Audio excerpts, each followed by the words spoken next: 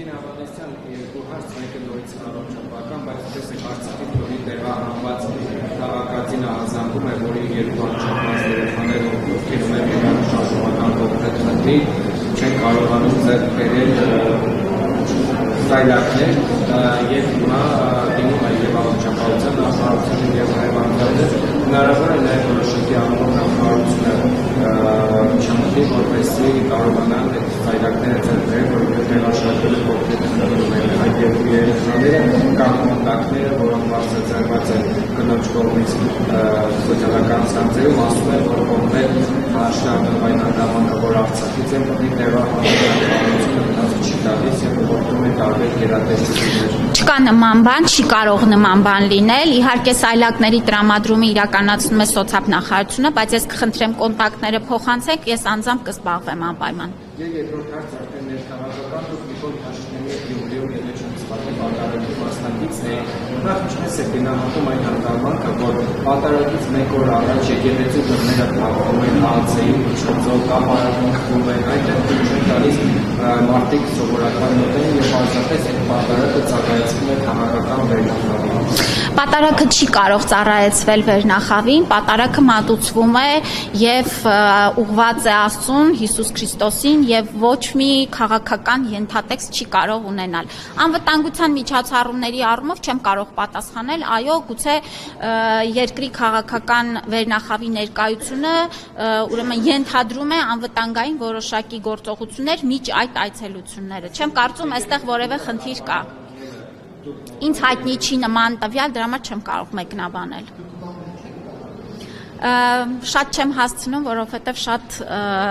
ծանր աշխատանքային գրաֆիկով ենք աշխատում, գիտեք, որ ապահովագրության ներդրման այսպես ինտենսիվ շրջանն է եւ այո, միայն հասցնում եմ այս գործերը անել։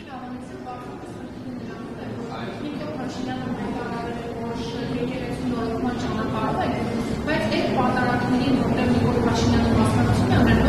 հաղորդում է քաղաքացիների հոգևոր պատարագի մասնակցելու իրավունքը, գալիս է պատարագ։ Որ իրավունքը։ Այն մասով, որ մարդիկ չեն կարողանում հաղորդակցել, ամենրոպես պարզվում է, որ հիմա երբ որ վեհապարի անունը պիտի ինչի չի հնչեցվում, այն քաղաքացիները, ովքեր ուզում են հնչեցնել, եկեղեցուց դուրս է, ձեզ օրինակ այդ տեսարանները հաճելի է, որ անում էր երևում էր, երբ վերևից քաղաքացիները, ովքեր հնչեցին, Շիրակի թեմի առաջնորդն անունը վեհապար Հայրապետի, բոլորը պտտվել եւ նայում են այս քաղաքացիներին։ Բոլորը չէին պտտվել, ես իմ մասին կարող եմ խոսել, որ ինչպես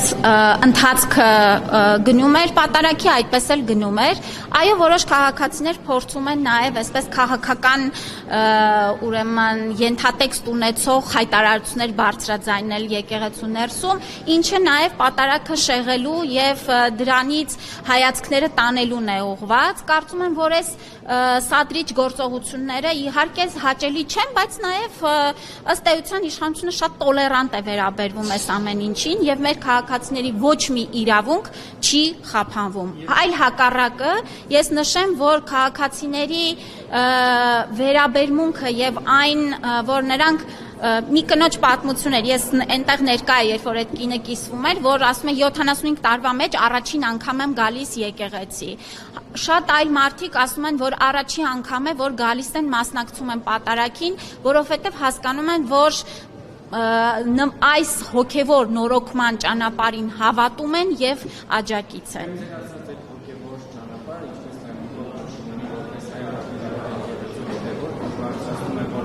Հոգևորականների բարձրաստիճանային խումբ եւ կաթողիկոսի հուսակրության խախտելու վերաբերյալ, բայց միաժամանակ նաեւ մարդիկ ներաշարքային քաղաքացիներ ասում են, որ եկեղեցին Նիկոլ Փաշինյանի իր ասացավ ապրելու ճանապարհով գնում է մի շատ այլ հոգևորականների հետ, որոնց վերաբերյալ եւս ոչ միայն մամուլում, այլև Արցախ Նիկոլ Փաշինյանի կողմից եղել են բարձրաձայնումներ, օրինակ նույն հավասար քոչարանի վերաբերյալ նշում նրա հայտնի Ելին Կրպենքի սիրուհիներ ունենալու, երեխաներ ունենալու, նաև մի քիչ առաջ տելեգրամյան ալիքներից մեկում տարածվեց նույն Նիկոլ Փաշինյանի համար պատարակ մատուցած հոգևորականը ներողություն սպիրտի զարգացումը։ Ես կարծում եմ, որ տեսեք նույն ուրեմն Կճոյանի Սրբազանի կողմից որոշակի դիրքորոշում է արտահայտվել եւ զղջման եւ սա էլ պետք է գնահատել, իսկ հաջորդիվ տեսեք շատ հետաքրքիր է, որ դուք միայն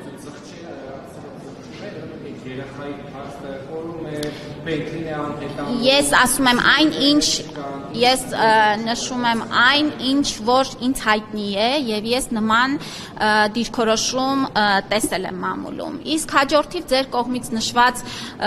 հարցերը ես կարծում եմ հենց հոգեվոր նորոգման ընթացքը հենց դրա մասին է եւ շատ մեծ նաեւ քաջություն է պահանջում այս մարդկանց կողմից ուրեմն հստակ դիրքորոշում արտահայտել որ այո եկեղեցում կանոնագրքի հետևելը պետք է դառնա միանշանակ պետք է լինի մեր հոգևորականների կողմից բարոյական եւ կանոնագրքի նորմերը պահպանելը միակ հնարավոր տարբերակը